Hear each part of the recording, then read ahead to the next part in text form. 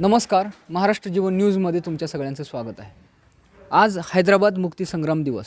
हैदराबाद मुक्तीसंग्रामाचा लढा हा स्वातंत्र्य लढ्या इतकाच महत्त्वाचा लढा आहे, पण दुर्लक्षिला गेलेला हा लढा आहे. आणि या लढ्याबद्दल मराठवाड्यामध्येच आपल्या आजूबाजूच्या परिसरामध्ये जास्त बोललं जात नाही, त्यावर जास्त लिहिलं जात नाही. तर ही कुठेतरी मराठवाड्याची शोकांतिका वाटते. या निमित्ताने आपण हैदराबाद मुक्तीसंग्रामाच्या विविध पैलूवर प्रकाश टाकण्यासाठी काही इतिहास तज्ज्ञांसोबत चर्चा करणार आहोत. आजच्या दिवशी आपल्यासोबत आहेत ज्ञानेश्वर विद्यालयामध्ये सहशिक्षक म्हणून काम करणारे भाऊसाहेब उमाटे सर. ही जरी त्यांची प्राथमिक ओळख असली तरी बालभारती पुणे या संस्थेचे जे सदस्य आहेत, बाबासाहेब परांजपे फाउंडेशनचे सचिव म्हणून त्यांनी ते काम पाहतात.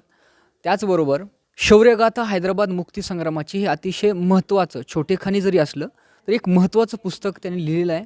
गोरटा हत्याकांडा संदर्भामध्ये एक त्यांचं पुस्तक प्रकाशित आहे. तर अशा प्रकारे हैदराबाद मुक्तीसंग्रामावर, त्याच्या इतिहासावर एक मोठा दीर्घ असा स्वरूपाचा अभ्यास सरांचा राहिलेला आहे. आणि उमाटे सर आज आपल्यासोबत आहेत. सर, खूप खूप स्वागत आहे तुमचं. धन्यवाद. आणि आता आजच्या दिवसाच्या निमित्ताने आपण सरांसोबत या विविध पैलूंवर चर्चा करणार आहोत.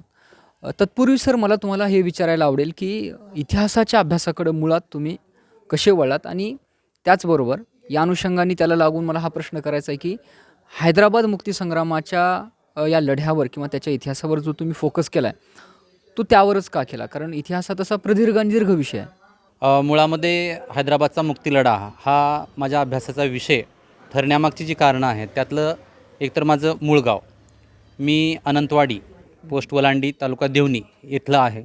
आणि हैदराबाद मुक्तीसंग्रामातल्या ज्या महत्त्वाच्या घटना घडल्या त्या अट्टरगा, मेहकर ही गावं जी आहेत ती माझ्या गावाच्या जवळची गावं होती आणि मी लहानपणापासून याबद्दल वाचत आलेलो होतो. दुसरी महत्त्वाची गोष्ट म्हणजे माझे वडील इतिहासाचे शिक्षक होते आणि वडिलांच्यामुळं सुद्धा मला खूप चांगल्या पद्धतीनं हा इतिहास अभ्यासता आला. आणि हळूहळू माझ्या असं लक्षात आलं की भारतीय स्वातंत्र्य लढ्यावर भरपूर अभ्यास झालेला आहे. म्हणजे तुमच्या क्रमिक पुस्तकामध्ये बघा तुम्ही, भरपूर मोठ्या प्रमाणामध्ये या भारताच्या स्वातंत्र्य लढ्याबद्दल लिहिलं जातं. पण ज्या स्वातंत्र्य लढ्यानं म्हणजे हैदराबादच्या मुक्तीलढ्यानं भारताच्या स्वातंत्र्याची परिपूर्ती केली, म्हणजे भारताचं स्वातंत्र्य खऱ्या अर्थानं पूर्ण झालं हैदराबादच्या मुक्तीसंग्रामानंतर, तो लढा मात्र दुर्लक्षित राहिलेला आहे. आणि म्हणून मला असं वाटलं की या दुर्लक्षित लढ्याला सर्वसामान्य लोकांपर्यंत घेऊन जावं. फक्त मराठवाडा आणि आपला हैदराबाद स्टेट इतकंच नाही तर नॅशनल लेवलपर्यंत हा विषय जो आहे तो घेऊन जावा. या अनुषंगानं मी गेली 10 वर्ष या विषयाचा अभ्यास करतो आहे आणि त्यासंबंधी प्रचार प्रसार कार्य पण चालू आहे. नक्कीच सर, तुमचं जे काम आहे इतिहासाशी निगडीत आणि विशेषतः हैदराबाद मुक्तीसंग्रामाच्या इतिहासाशी निगडीत ते आम्ही पाहतच असतो. ज्या पद्धतीने तुम्ही हे सांगितले की हैदराबाद मुक्तीसंग्रामाचा लढा हा दुर्लक्षित राहिलेला लढा आहे आणि तो तितकाच महत्त्वाचा आहे जितका भारतीय स्वातंत्र्याचा लढा होता. पण त्याबरोबर समाजामध्ये एक लोकांची अशी धारणा आहे की हैदराबाद मुक्तीसंग्रामाचा लढा हा लोकलढा नव्हता, लोकांनी उभा केलेला हा लढा नव्हता, तर कुठेतरी मुस्लिम प्रशासक किंवा मुस्लिम विरुद्ध हिंदू, हिंदू विरुद्ध मुस्लिम, रझाकार, पस्ताखोम हे आर्यांविरोधात लढले, हिंदूंविरोधात लढले. म्हणजे एक प्रकारे तर एक धार्मिक रंग देण्याचा प्रयत्न होतो किंवा धार्मिक चौकटीच्या धारणेमधून लोक त्यांना पाहतात. तर याबाबत तथ्य काय आहे आणि इतिहास काय सांगतो? हा लढा तसं पाहिलं तर ज्या वेगवेगळ्या कारणांना दुर्लक्षित राहिलेलं आहे त्यातलं एक कारण आपण सांगितलेलं आहे. ते अत्यंत महत्त्वाचं कारण आहे, मात्र ते पूर्णपणे चुकीच्या धारणांवर आधारलेलं कारण आहे. त्याला इतिहासामध्ये कुठलाही पुरावा नाही की हा लढा हिंदू आणि मुस्लिम या 2 धर्मामधला लढा होता.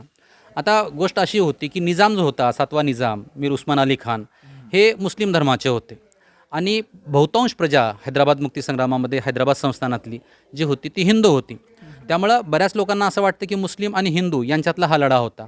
मात्र मी तुम्हाला संदर्भासह सांगतो की हैदराबाद मुक्तीसंग्राम हा लढा केवळ हिंदू आणि मुस्लिम यांच्यातला लढा नव्हता, तर लोकशाहीच्या प्रस्थापनेसाठी सर्वसामान्य लोकांनी दिलेला लढा होता.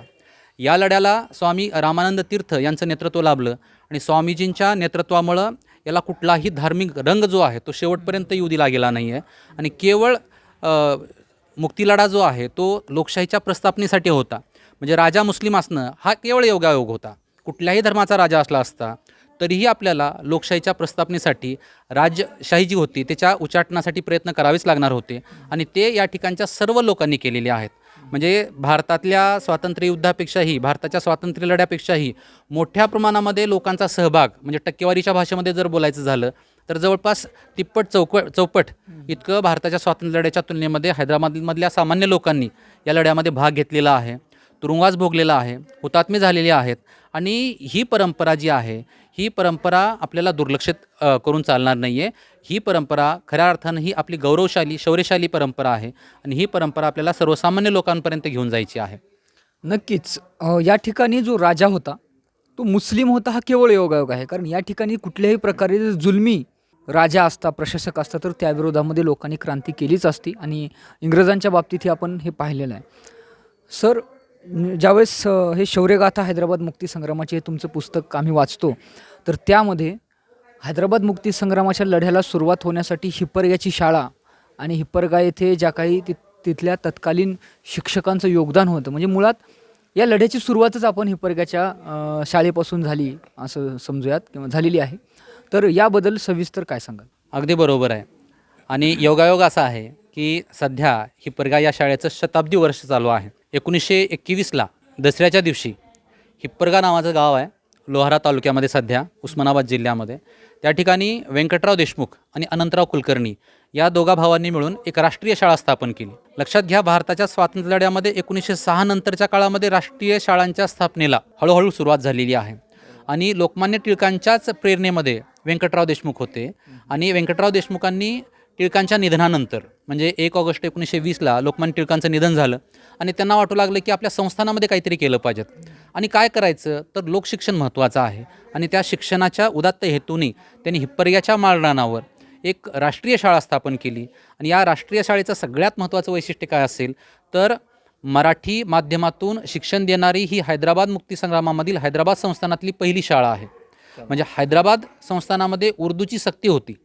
1884 पासून उर्दू या भाषेला त्या ठिकाणी महत्त्व दिलं जाऊ लागलं होतं. असं असतानाही पुढच्या कालखंडामध्ये या शाळेनं त्या ठिकाणी हैदराबाद मुक्तीसंग्रामामध्ये मातृभाषेतून शिक्षण द्यायला सुरुवात केली.